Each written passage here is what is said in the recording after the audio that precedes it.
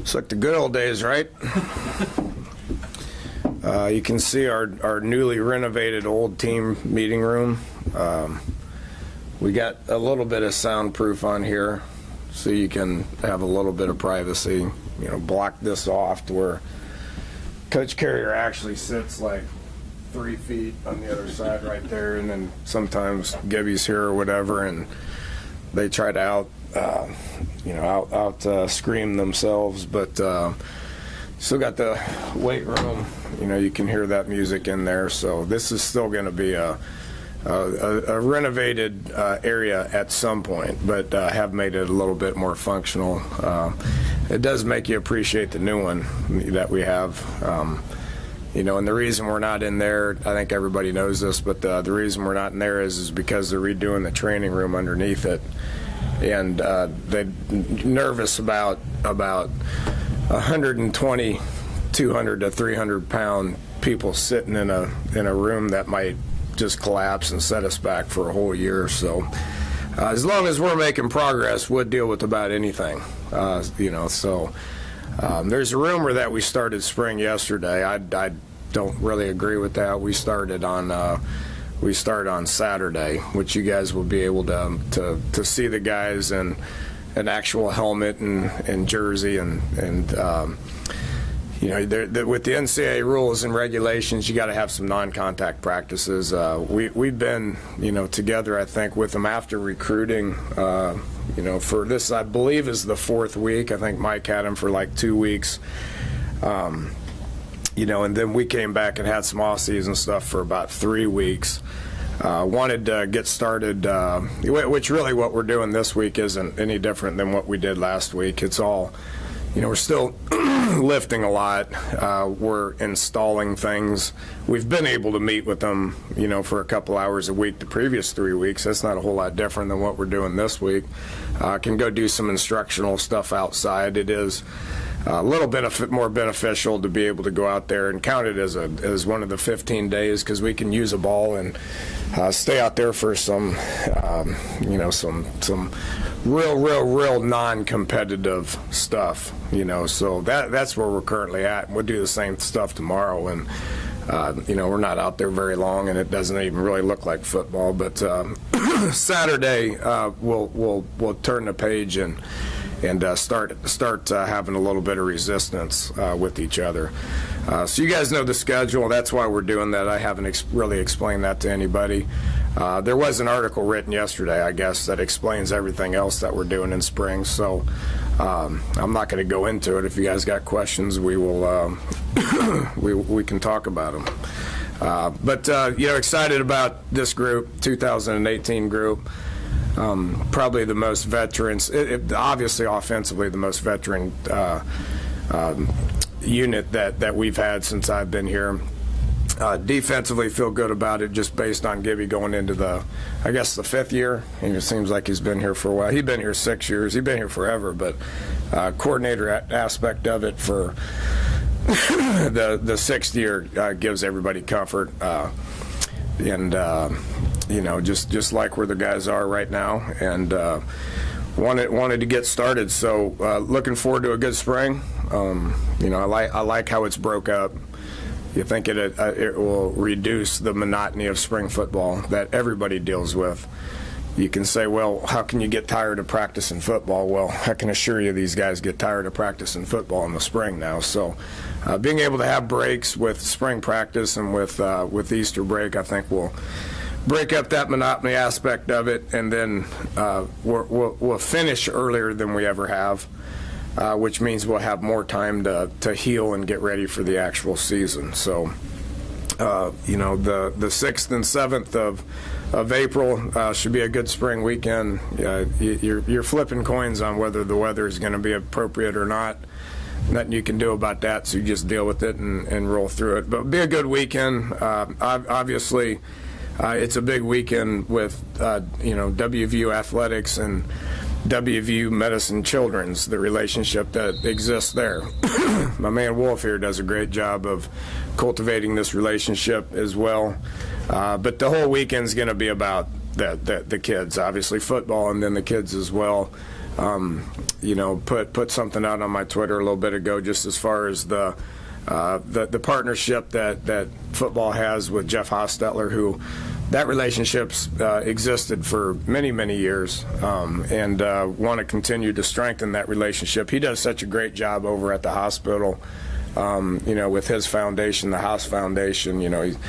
He built the Family Resource Center over there, which I've been over there hanging out a little bit. I know Wolf's been over there. A lot of our players go over there, every week to show support, and we're trying to strengthen that relationship and do even more than we have, and do even more than we're currently doing. This is an opportunity to be able to do that. Try to raise some money with an event at Kegler's on Friday night, and then there's a 5K run in the morning. We're going to do my walk. I'm old and broke down and stressed out, so I go on 2.5 mile walks all the time, and so people are going to be able to do that, and obviously just raise money for the House Foundation to be able to do things for the hospital over there. So that's awesome. Then and then just like we have every single year, the $10 ticket price to get into the game, that's going straight to WVU Medicine Children's as well. So we're excited about that weekend to wrap up spring before we end up finishing the last couple of weeks off academically. So that's where we're at currently. From staffing perspective, everybody understands, added Marquell Blackwell, wish Tony Dews the best of luck in the NFL. He's always wanted to be there, so he has an opportunity to do that. I don't get bent out of shape whatsoever if guys make moves that they've always dreamed of doing, and then it's my job to see if we can try to hire somebody better. And really like Coach Blackwell. He's got a great football background, great recruiting presence to him. So he's already fit in nicely, like where he's at, and then, we've added some good young coaches as well. You'll see some familiar faces out there from Julian Miller on the D-line to Mike Molinari, that can help out with some specialists, Tyler Orlowski on the O-line. Even got some strength guys that you're going to recognize out there as well. So good West Virginia presence, former player presence, that anytime you have opportunities to be able to get those guys on board, think it's important to be able to do that. So like where the staff's at, a lot of continuity with some new blood as well. And that's about it. I think that's all I got. Take a few questions here before we wrap it up. Nuts and bolts of who can play, who can't play this spring. I mean, injuries. I'll tell you who's out for spring. David Long's out. He had his shoulder rehabbing nicely. The worst thing in the world that happened to Lamont McDougal was having shoulder surgery the same day as David Long. So they rehab together like every day. And David is an absolute machine, and Lamont is young and big, so he struggles every day. Those two are progressing nicely. They'll be 100% in summer. You'd wish Lamont could go through spring. Being young, we don't care if David goes through spring or not. X-Relo had a pec injury. He'll be out for a couple months. Is not going to be able to participate through spring. And that's it. Everybody else is good to go, healthy. Should be a lot of competition. The 8 or 9 guys that we added, I believe that information's out there, the early enrollees and all that, which adds depth and adds competition. As much as we can get competition in there, the better. Side note, grad students that are leaving, Chris Chugnoff is going to graduate and move on. Certainly appreciate everything that he's done for the 4 years that he's been here. Jalil Fields is going to graduate and move on. I think he's got 3 hours. Did a good job at everything that we asked him to do since he's been here. Ricky Rogers, grad student, moving on. Can't say enough about those guys. They're, 4-year guys that they graduated. What more? That's kind of the goal, is it not? So, those guys are going to move on, and wish them the best of luck with whatever they decide to do, which I don't think any of them really has a real option or a real sound decision made as far as what they're going to do with the rest of their life. But always be a Mountaineer, man. You come here and you get a good degree. All three of them had great GPAs. Then they can come back and they'll be welcome here as often as they want.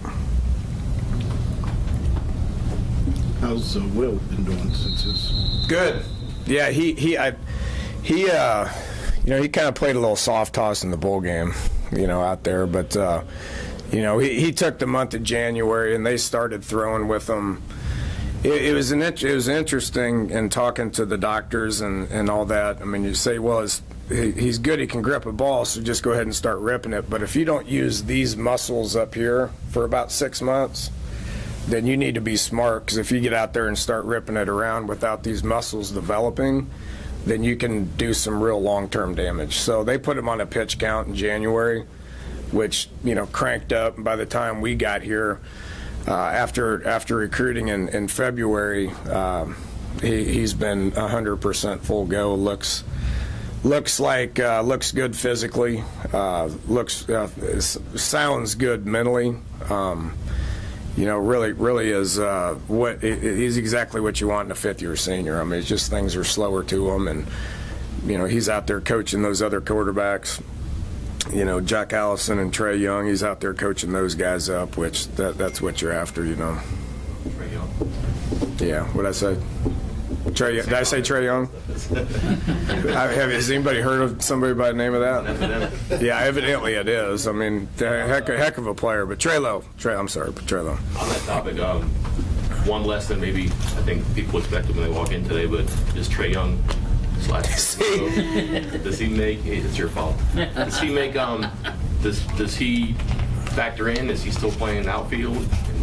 He is. He is. We got to remind Maisie who pays the bills.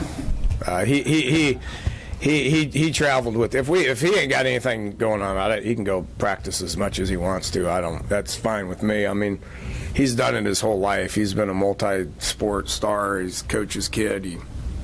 He's smart. He's got great presence to him. He's mature. He traveled with them to Myrtle last weekend, and they played 4 games, I believe, and he didn't play, so I think he's a developmental guy for them too. So but the way that works, if we got practice this weekend, then he's probably going to be here practicing this weekend.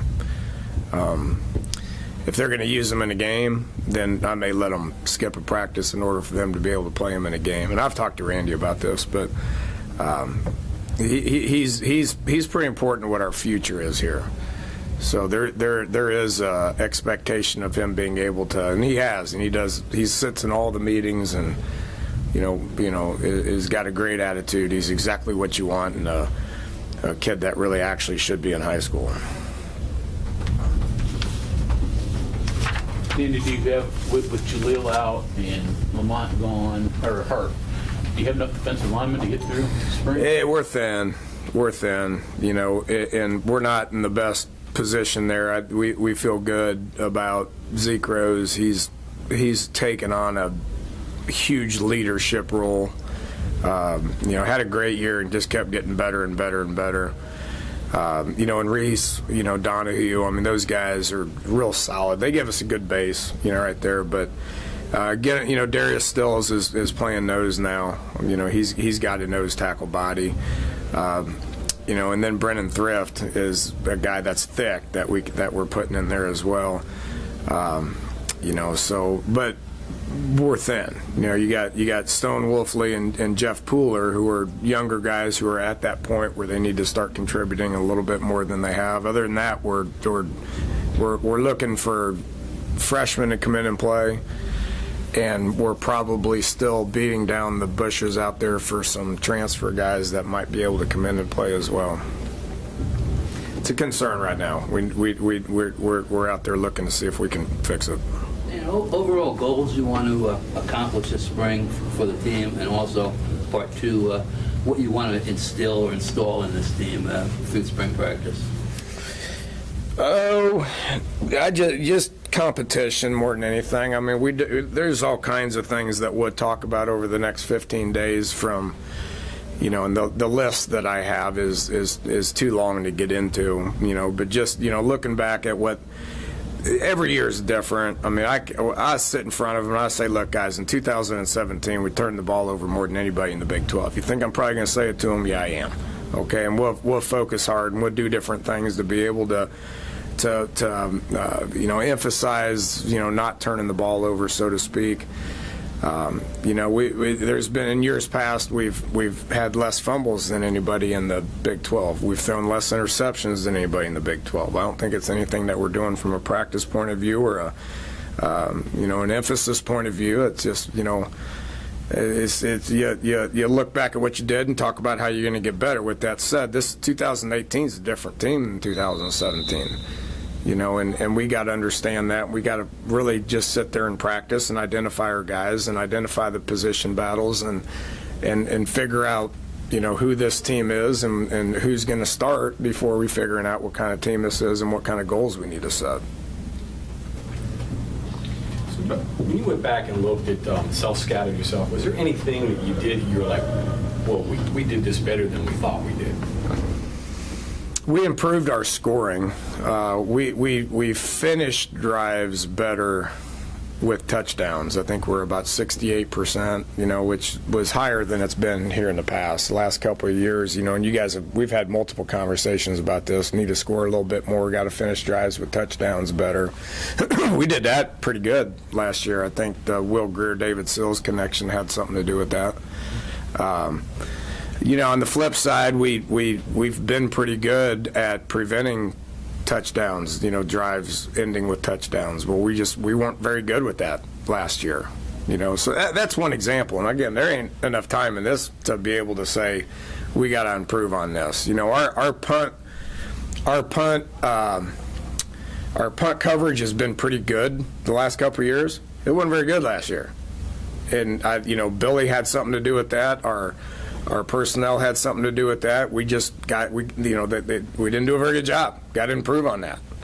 Punt return was not just great. I mean, you look at it, and I don't measure punt return with how many yards per return we have. That's the stat that they keep, but to me, that's irrelevant. I mean, I thought we did a great job of fielding the thing and having some space to field it. We just didn't get any of them out, and we'll emphasize that, what's the margin between punt and punt return? That's another example. I probably got about 15 to 18 more examples that we can gauge where we're at offensively and defensively, and we'll do that in-house, and it's going to take a bunch of time to be able to get our points across.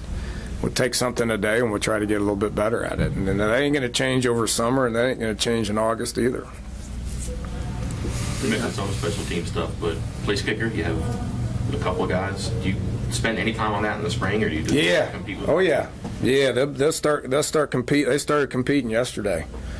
Mike Molinar is going to be a great charter, which that's what his job is the chart. Well, he sits there and we're going to come up with a bunch of different ways of these guys being able to compete against each other. Evan was a guy that was really, really, really different towards the end of the year than he was during the beginning of the year. His improvement and his ceiling gets me really excited, And then you add a guy like Skylar Simcox, who is Lou Groza finalist a couple years ago. That breeds competition.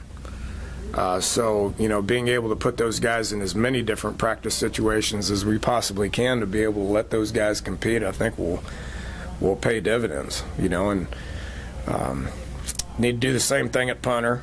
We've got the same thing going on at long snapper, and over the course of time, we'll figure out who gives us the best chance to win and what their roles and what their jobs exactly are.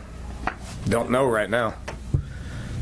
Your use of tight end, a little change, a big change moving forward? It'd be a big change moving forward. The couple bodies. Wesco's a different body than Eli.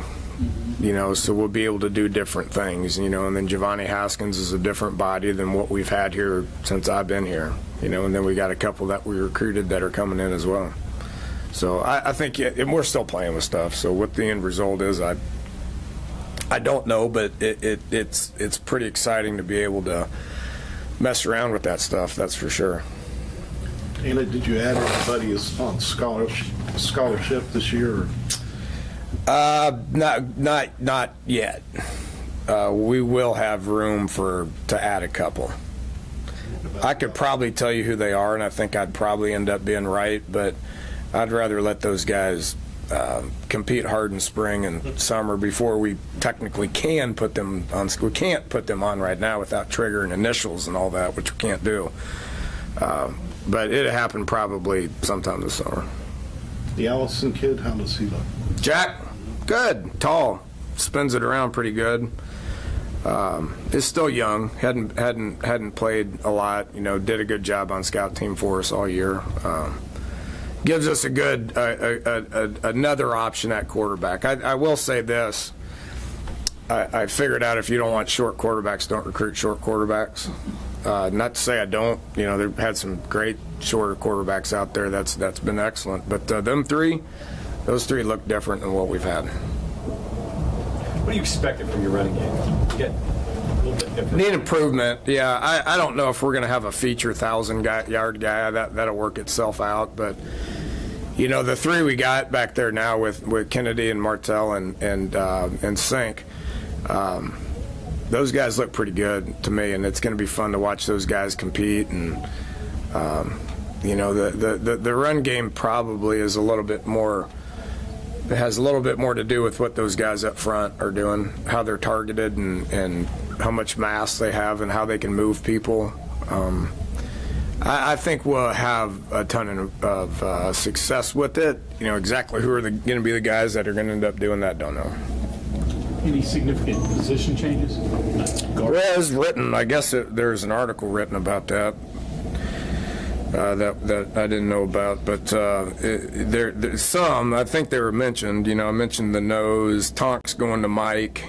Pitts is going to corner, which this is not unusual at all for spring practice.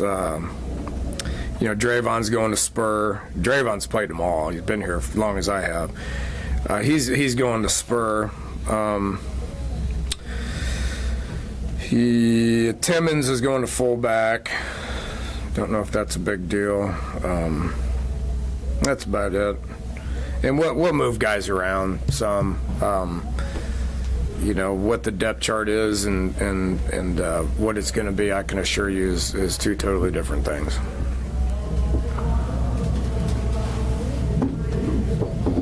All good? See y'all Saturday.